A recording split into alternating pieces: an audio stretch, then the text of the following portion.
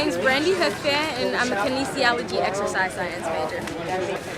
My hero is one of my gender and women's studies professors, Professor Maria Cartier, and she's just a really good professor for the students.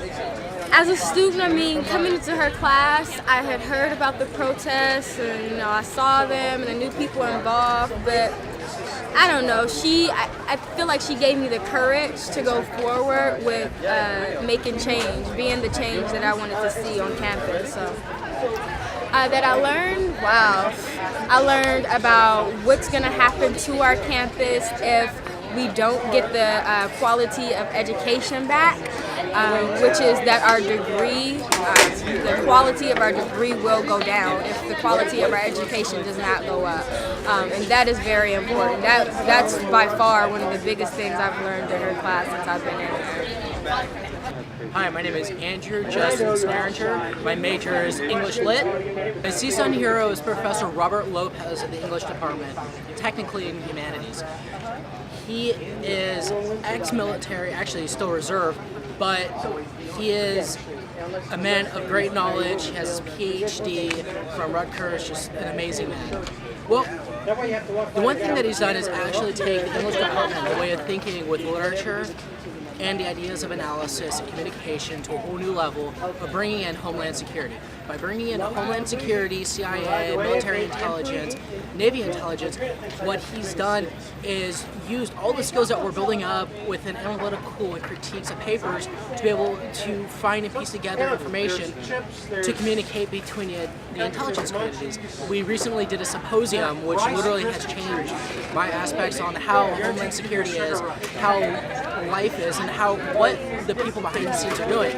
He's very real, he's very honest about everything. He will gladly say in the middle of class if this is stupid, pointless, or how important something is.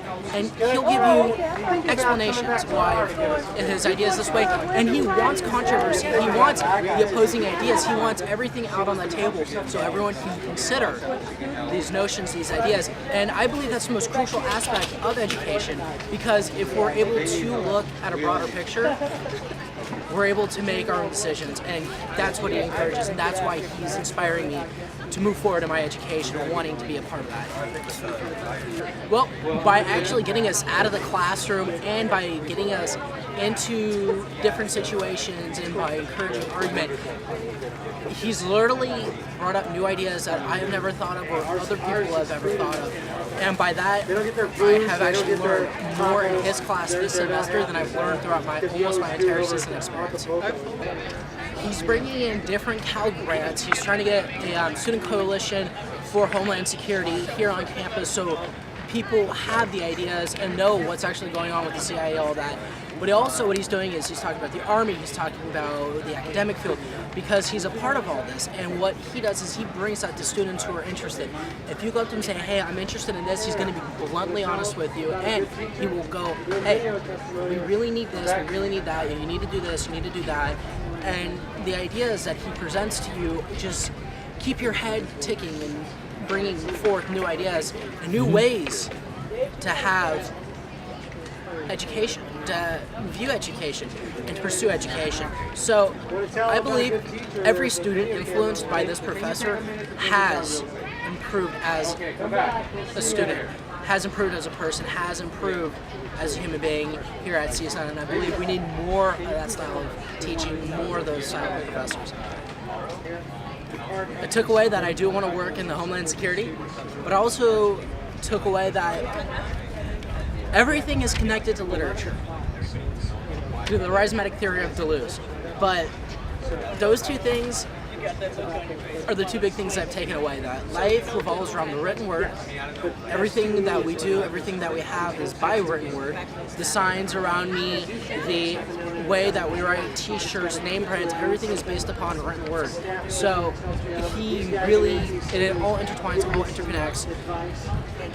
And he's really brought to the forefront of how we can interpret not just literature, but life and information that we're given based upon that. My name is Robin Shaler, and I'm a geology major and a Chicano studies minor. My heroes at CSUN are the Geology Department's Catalyst program and the entire Chicano Studies Department. Well, I started with Chicano Studies, and right away they helped me feel involved and part of the community, and they helped me feel that I belonged at CSUN. And it's really interesting because I'm not Chicana, I'm Filipino and Turkish, and I can also speak for my white classmates and other Asian classmates who were studying Chicano studies, that we all felt a great support and sense of community and sense of belonging in education. And for the Geology Department's Catalyst program, they also created the same sense that to start off, the program is geared towards underrepresented groups in the sciences. And so the Catalyst program, it especially worked with Latinos and Black students and underrepresented students, and made us feel that we absolutely belong in the sciences and that we have what it takes to become geologists, to become scientists, even though there aren't many people of color in the sciences as it stands. Oh, absolutely.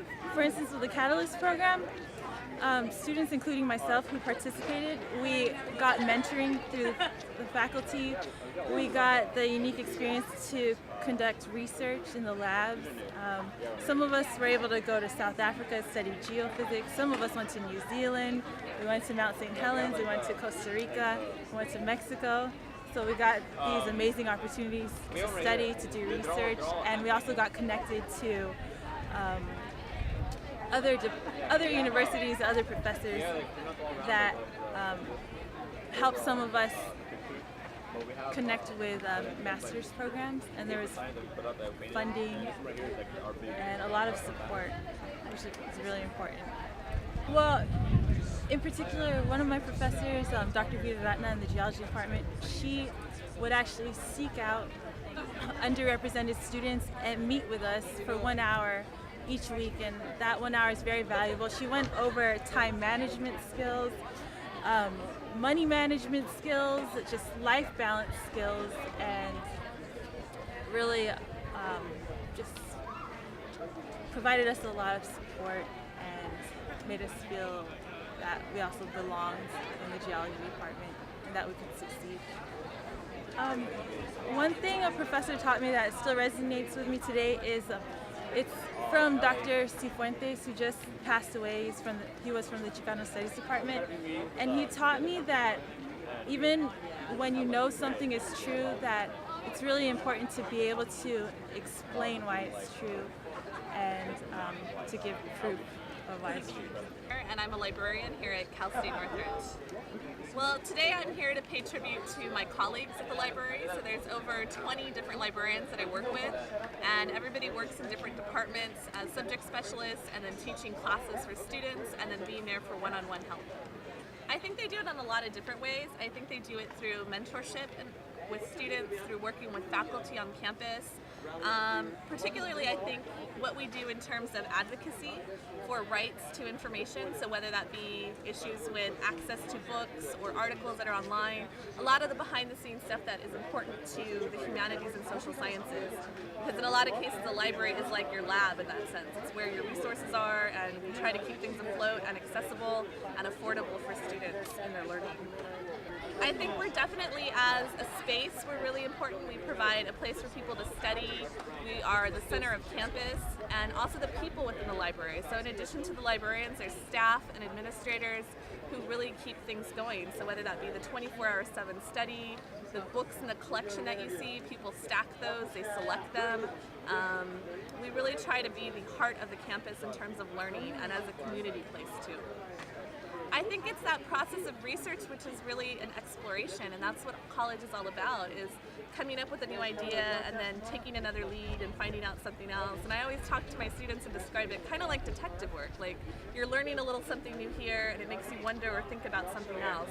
And I think that's really what our collection and the people that work there and everything that we do for the campus is about. And I just wanted to thank my colleagues because I know they do a lot of work on campus, and it's appreciated from my end, and I know from students too.